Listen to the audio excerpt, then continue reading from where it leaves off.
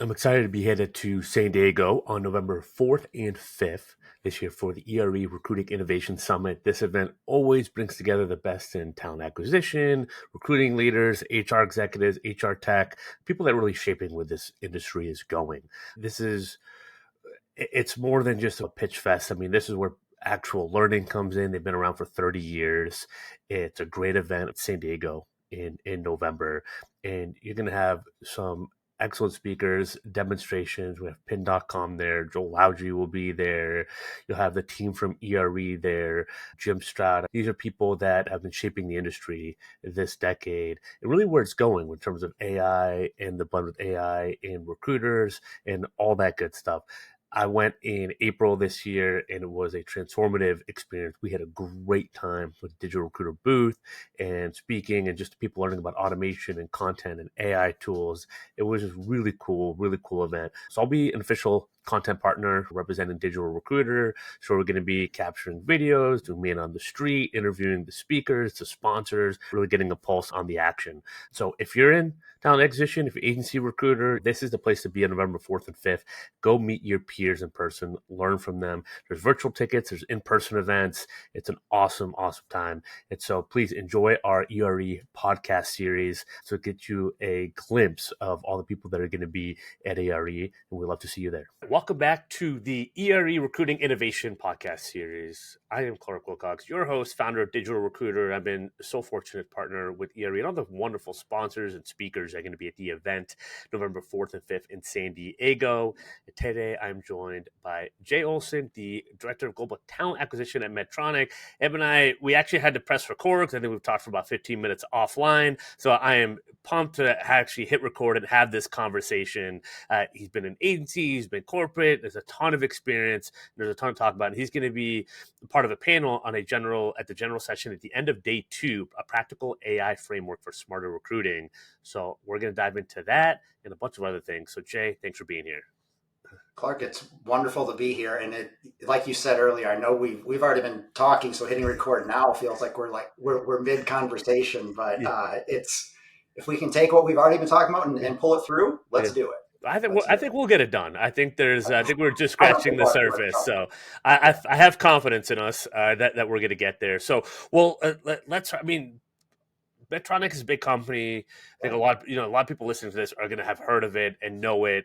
And there's a couple of things that I want to make sure we touch on there. But first, why are you part of the session with a practical AI framework for smarter recruiting? Like, why get yourself involved in that topic, given how much it's already talked about now? What angle are you looking to bring to it? So we've been, since ChatGPT came out, I think there's been an absolute influx, and obviously not only interest in AI, but all of a sudden everything is just revolving around it because what's being told to us is that unless you get on board, you're going to get left behind. And I don't disagree with that. I do think that's the case. And I do think AI is one of those things where I can age myself here a little bit.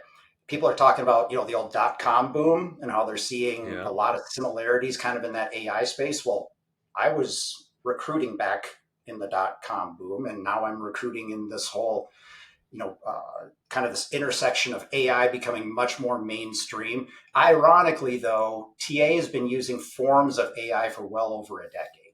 Whether it comes to scoring candidates as they come in based on their backgrounds or parsing words out. I'm not saying it's been highly advanced, but this isn't anything necessarily new. What's new for us, though, is the ability of AI. Like what it's actually capable of doing now is unlike anything we've seen before. So I think when we start talking about just the fundamentals of AI and how it's being used, there's a lot of discussion about it, but it all kind of sounds the same. And one of the big questions that tends to be asked is, well, what are you doing right now with it? And there's not a whole lot of examples out there of successful implementation of AI technology and seeing an ROI actually come out of it. So Medtronic is in that phase right now where we're investing, heavily in looking at what AI of the future is going to be like for us. So we have internal resources looking at it. We obviously have partners externally as well. So there's a big area of opportunity for us to help shape how AI is going to be a part of talent acquisition into the future. And what, as you and I were discussing a little bit earlier, I think my big part of this is, as we continue to look at AI as this fundamental tool that we need to use as the big unlock for productivity, what we can't forget is that the human being is still what we're looking at. That's still who we're talking to, and that's ultimately still who we're hiring. Hmm. So if we wanted to hire AI, we're not going through a process. We're going to create that bot, right? But if we want to hire a human being, there's still a process that we go through. There's still discussion that has to happen. And there's still the element that we need to remember, that any recruiting process is going to be an emotional process. So we have human beings in it. That means emotion is bound to be a part of it.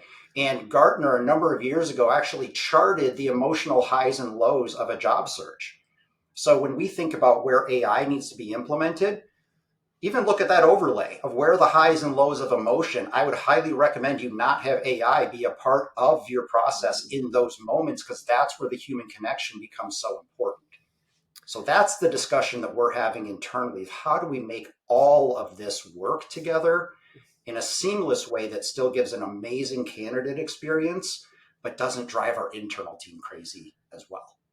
The emotional roller coaster. I'm so happy you brought that up because I don't hear it brought up enough in all these conversations. I mean, we talk about the intersection of AI and not losing the human touch and experience, but not Right. too many people go dive deeper after that. And I think the emotional roller coaster, it just reminds me of working with the recruiters that I work with and I coach and consult. It's actually having them understand the words that they're using when they're talking to clients and candidates, and being very careful, especially with when issues come up, right? It's always how you respond, right? Respond, don't react, right? All that. But what I tell them is, like, as the recruiter, and this applies internally in agency, is you have to be the leader in the interaction, right? Because it's a huge deal for the candidate. It's a huge deal for the hiring manager that's going to be, bring on a direct report. Like, Yeah. it's so easy, right, for feelings to be heard and misconstrued and communication channels. And if you're looking for a job, especially if you're out of work and you have all the time in the world, right? But then you're dealing with a manager that's really busy, and sometimes it's just like an extra day. It's like, have they forgotten about me? 2 days, and if you're the hiring manager, it's like, no, this came up, that came up, and it's just like, I didn't have time to, intentionally and smartly, give you the response that you deserve, right? You earn, like, those little things. And a recruiter's there to Yeah. be, I tell recruiters, like, you have to remove your emotion from it and just be the leader and just be really balanced and kind of calm each party down. And so if you're not even ready to do that piece of it, good luck trying to use automation and AI to scale it, because you already don't kind of know where those spots are. So I'm happy you said that. I just felt like saying that piece of it because I see it over and over again. Like, if you don't have that foundation, the recruiting foundation, it's really hard to get what you want to get out of AI automation. Even like going to like marketing, you're just going to be limited with its effectiveness because you don't really understand, even without all that stuff, what makes it effective. Well, you're making it a fantastic point. Basically, what are you trying to accomplish with it? Yeah. Right. Yeah. So, what is the purpose of the AI in your process? And again, I think I used to do Franklin Covey coaching, 7 Habits of Highly Effective People, right? Yeah. One of those golden rules is you begin with the end in mind. This is no different than that. Hmm. What are we trying to accomplish? And then back into that goal and understand, where can AI make sense and then where does it not. So I think a key element of this is, just because you can do it with AI doesn't mean you should Yeah. do it with AI. There's part of that has to be in this discussion as well. Like, we seem hyper focused on just AI everything, right? Everything. If we can just get everything automated, we're going to drive our cost way down. We're going to be super efficient. And basically, we're just going to have a giant assembly line of people going through it to get hired. If you're a candidate, what about that sounds appealing? What about that sounds like something that's going to be energizing or engaging or make you want to work for an organization like that? It's Yeah. why I argue the employee experience is as important, if not more so, than the candidate experience, because it's the employees that help to create the culture of the organization that you have. And so the people that you're bringing into it are not meant to just be more of the same, because I hear that a lot. They wouldn't fit our culture. Well, then you're telling me by saying that you just want more of the same. You want it to just fit into the culture you've already created. What I want to see, what I hope Medtronic wants to see, what I hope a lot of organizations start to open their mind to, is not about culture fit. It's about culture value add. What value are they going to bring to your culture to help you innovate, to help you be different, to bring cognitive diversity to the conversation? Those are all elements that are based on human emotion and human interaction. So you have to have people on your talent acquisition team, to the point you were just making earlier. You can't just throw anybody into these seats and expect them to be successful, Yeah. because that's ultimately saying you don't care whether or not they have the EQ to do the job, as long as they have the tactical ability to hit the right buttons and prompt the AI. And I'm not saying that that can't be part of the process. And in fact, I'm sure that it will be a part of the process. But it can't be that and nothing else. You still have to find a way to connect with a human being. And you still have to find a way to ensure that the person coming into your organization is coming in for the right reasons, and you've set the expectations appropriately so they're not surprised when they come in.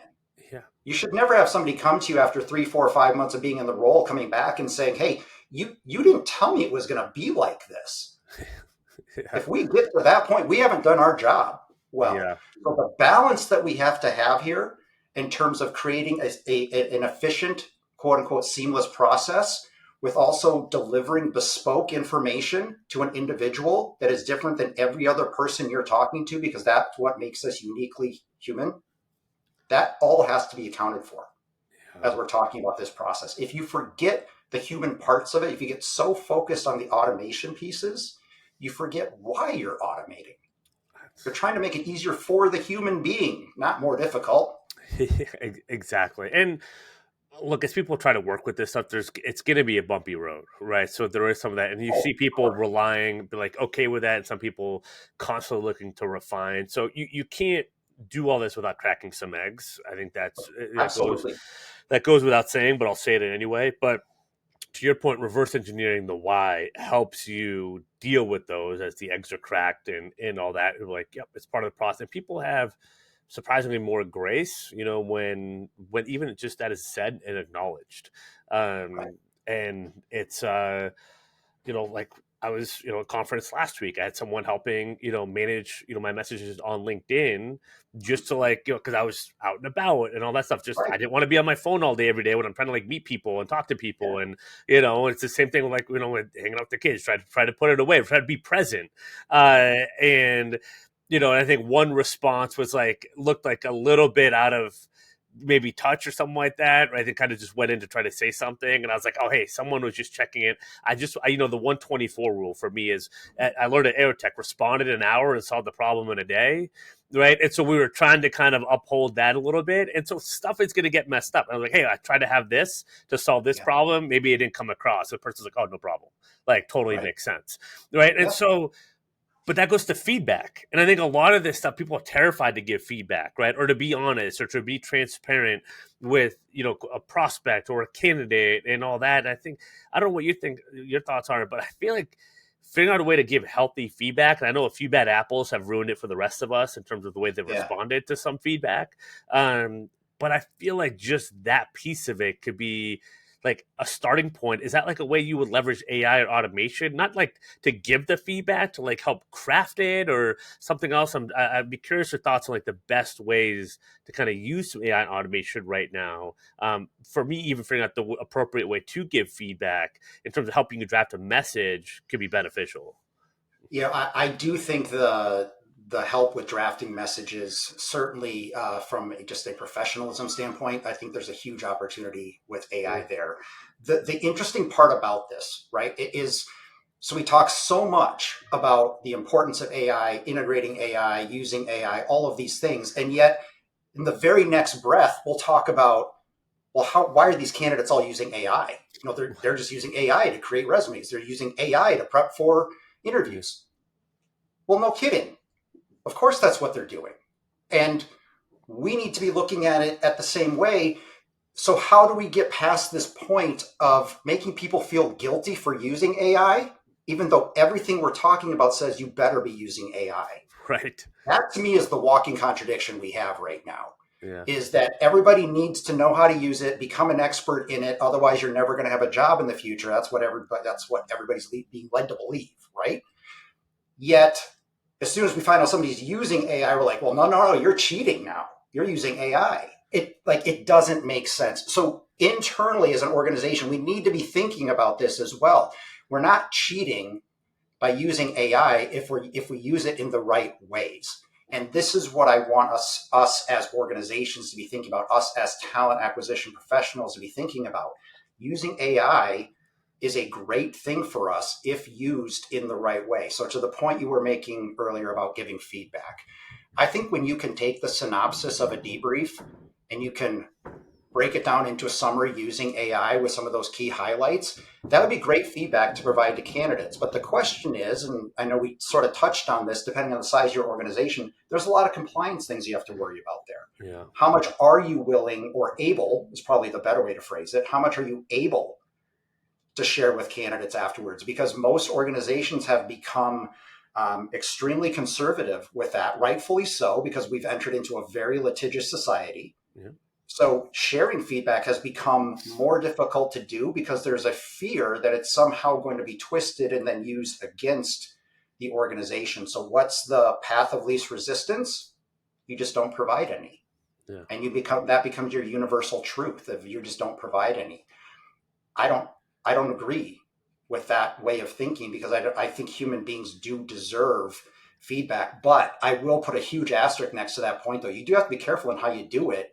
Some feedback is appropriate and some is not. I would also argue that depending on how far down the interview process they've made it, would help to gauge the level of feedback that they should be getting. Yeah. If you've had a voice-to-voice conversation with somebody, you deserve a voice-to-voice conversation to let you know that you are not going to be moving forward in the process. Yeah. That's So really, my opinion. yeah, really like lining it up. And I don't. Sometimes I've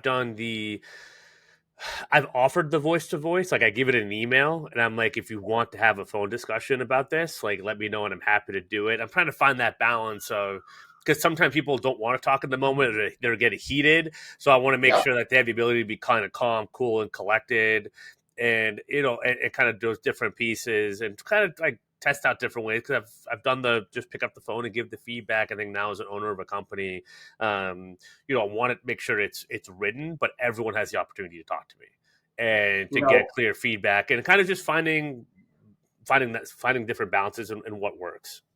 your point is, I think, spot on. It's the offer of, Yeah. and I think that's a really important point to make. So as we're reaching out to candidates post interviews, I'm not saying that they're going to be getting feedback necessarily straight away, Yeah. but we should be offering if it makes sense. Because you're right, there are some people that would argue, I'm not getting the role. If I get feedback now, what is that going to really help me in the future? One thing that I have said to candidates before is that when you ask for feedback after an interview, and if you were to get it, how is that going to help your current situation? Right? You're still not getting the job. Maybe you would have learned something that you could have answered differently, but that was in that moment with those people or that person for that particular situation. There's nothing saying your answer was wrong. There's nothing saying you made a mistake. It's just it wasn't right then in that environment for that group. So feedback to me is a really interesting thing because it's so relative to the person that you're speaking to. I mean, now granted, there are some if you can't formulate a coherent sentence, if you're not asking questions, like there are some very obvious ones. Yeah. But the truth is that if you're in the interview process, you probably shouldn't make it past a screen at that point and be sitting in front of a hiring leader. Again, I'm painting what should be an ideal situation, and I know that doesn't happen every single time. Yeah. No, That's where our job really comes into play. absolutely. And I know we're steering away a little bit away from the AI automation, but I think we're talking about the balance of it, right? On kind of the human side, right? You kind of start to leverage different ways to come up with the outline, but then you still have to do the conversation. I think in Yeah. talking about this, it's highlighting where AI automation, I know where people are going to go down that path and just relying on it to do that. But in fact, I think to work with it should allow you to create more time to have that conversation. Because Exactly I right. think in doing that, it's the reason, but number one reason I've offered that is I'm part of, building a growing company. For some of the roles I'm hiring for, I'm going to need multiple of those too. So I'm also Yeah. intrigued into who's able to take the initial quote unquote rejection and kind of talk it through and like, hey, I want to talk to the founder to kind of see what his vision is, where I fit. Because one of the candidates, I felt like it's not like shouldn't be a founding leader person for this role, but would work really well under the right person. Right. Right. And I would have told him, I think 2026 is a really big opportunity for you. Now, he didn't decide to take the call. So I don't know. It could be a maturity thing and everything else, but it gives me some intel by even being able to offer that. It allows, having a plan, it allows you as a manager, as a hiring manager, to like give that final reveal too on a candidate. I think that's one of the missing things of feedback when offered, on the company side, right? If you do it strategically, it can be a revealer for you. Things are always like happy go lucky when there's the chance of getting the job, but when you don't get it, how people respond to that, if you give them that chance, like that can be good intel, right? And someone really amazes you in how they take that feedback. Well, like, the hire you did make might not end up working out. Like, who knows? The role might be open in a week or 3 months, or you might add a new role, right? And then that other person really kind of showed themselves to be really legit throughout the whole process. And that could be an eye opener. But again, I think AI automation should get us to having more of those conversations. To me, that's where you can make it more impactful. You are like the path you're going down right now. I love, and the reason I love it is because we are still coming back to the fundamental human being is still what is at the center of Yeah. all of this. So how we provide feedback, how they receive feedback. I heard once, you can really tell how somebody is going to be as an employee and quite frankly as a person based on how they receive feedback Yeah. and then what the response to that feedback is. Yeah. I mean, I talk to my team about this all the time. You can't control the situation necessarily that you're in all the time. You can control your reaction to it. So Absolutely. the reaction to that feedback, you're right, is going to be very telling for how that person operates, how emotion can come into a discussion which is bound to be there when it's probably not good news. And then how do they make that into something that can be useful for for themselves in the future? But you're also touching on another point that we don't talk enough about, and that is as you are talking to that candidate, as you're delivering feedback, you're still building a relationship with that person. You're still building trust and rapport with that person. Whether or not it pays off today, tomorrow, or 12 years from now, who knows? And maybe it never will, but you're building a foundation that would allow it to, Yeah. because you are still focusing on trying to have a relationship, trying to actually be a human being with another human being. And that's where networks come from. That's where opportunities come from. Every person you talk to, you have an opportunity to learn from. And networking is like compound interest. Yeah. The more people you talk to, the more people you meet. And I'm not saying every connection is necessarily going to be a life changing one, but what you've done by providing that feedback then in the situation that we were just discussing is you've elevated yourself beyond just being a talent advisor. Now you're actually helping another human being. Yeah. So it's not just the job And, that's and at play right at that point anymore. Now it's about helping others. And that's where I think the mentality of talent acquisition is so important, that it is based around the fundamental goal of helping others find the right opportunity for them with the right organization that will hopefully have a very positive impact yeah. on their life. But that doesn't necessarily mean that every person that walks in the door is going to be somebody that you're going to have that impact on. But that doesn't mean you can't leave a positive impression with that It's person. it's so important, right? It's lining. How do you line up the incentive of doing your job well with kind of completing that mission, right? And like that's the if that's kind of the why reverse engineering that, like what the process needs to look like, the approach needs to look like to make that happen. and it's completely doable. And I think on the Absolutely. right, the agency recruiter side, and I know we were joking about all the approaches and how you get, hit up all the time by agency recruiters, but it's, I try to get them to think of, like, stop thinking about being obsessed with one role that you can place and start to get to understand the person, the business objectives, like what's going on, right? Gather the intel, figure out if it even makes sense to be a strategic partner with them first. And it's the same thing with talking to candidates on the agency side. Well, I only have a couple roles and that person's not a fit. Okay, but could you help them with their resume or give them feedback? If they're looking for a job, they're probably, it's a stressful time, right? Like, give them some feedback. You're an agency recruiter. You've talked to hundreds, if not thousands of people. Like, you have knowledge there that you're able to share, right? Especially if you're saying this person's in your vertical and this skill set, the type of person that you could work with and or place down the road. Like, have a conversation with them. Like, I had a client call yesterday morning, and he's like, I just picked up a new retained search, right? So they paid him money down. I'm like, oh, great. How'd you get that client? He's like, well, he interviewed with a client 8 years ago, got an offer, and didn't take it, right? Which in the agency recruiting world is like, you've done me wrong, right? It's so many I recruiters know. would have burned the bridge, right? But he didn't. And the guy still stayed with that company 8 years later. I think he, it sounds like he made the right decision. Just remembered that experience and how the recruiter responded.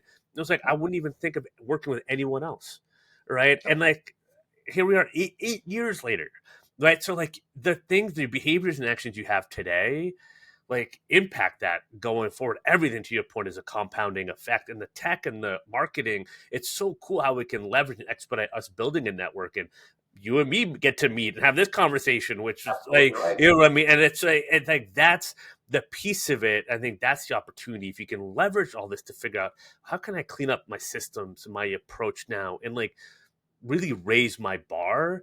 It's never been, I think, easier to raise your bar, do a really good job at scale. I think Yeah. that's what's exciting about all this. What this should really be allowing is, we talk about going back to basics, and the importance of an intake meeting, the importance of you know appropriately vetting candidates before they're in front of a hiring leader, making Yeah, sure that your interview process is clear, it's concise, it's consistent, it's defendable, it's all of those things.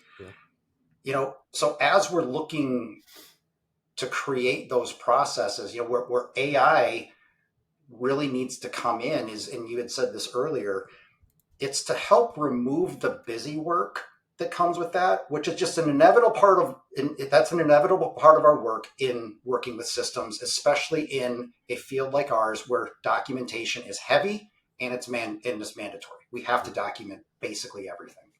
So knowing that, using the human beings to do the aspects of that process that are emotional, to be having those conversations, to be building those relationships, that is what is going to pay dividends in the years to come. The instant gratification of getting that work done right away, bam, put AI in there, right? We just want to get this stuff out the door. But those long lasting relationships, the people that you talked to 8 years ago and to this day remember you because of the way that you treated them, like Maya Angelou's Yep. really famous saying, people won't remember what you said, but they'll remember how you made them feel. Yep. That's exactly what we do.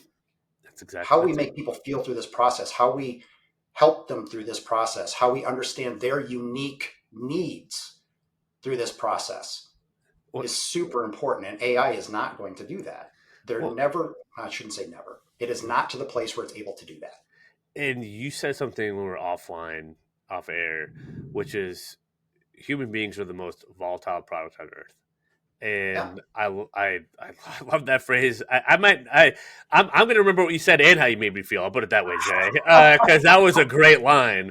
Apologize, my Angelo, but I'm gonna remember that because it's such a, if you know that and a reverse engineer how you leverage this as like, because of that piece of it, I need to free up more of my time and energy to be able to manage that as a recruiter, right? Right. And like that, to me, it's just it's imprinted in my brain now, because that is it at the end of the day, because that's why every day in recruiting is a new day and a new challenge. And yes, the formula, the science of recruiting can be simple, if you will, but the art of it, you'll be working on it and learning it right until the day we draw our last breath, because I mean, it's just endless 100% right. in terms of that piece of it. I think that's talking to people like you and leaders like you, and it's refreshing to hear TA, recruiting leaders at big organizations like yours think and talk this way, because that's not always the appearance that's given. And I'm here to say I've seen great mindsets at small and big companies, and I've seen not so great ones at small and big companies. But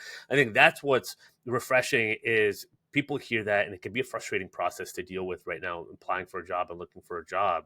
But it's just good to know that there's people out there trying, like, that they're seeing how to do this the right way. Now we got to still get there. We're on that path there, but at least Yes. just like that's the end goal, right? And it's not just buzzwords. Like, we've actually been talking for about 30 minutes on like actionable things that you can do to actually make the experience better.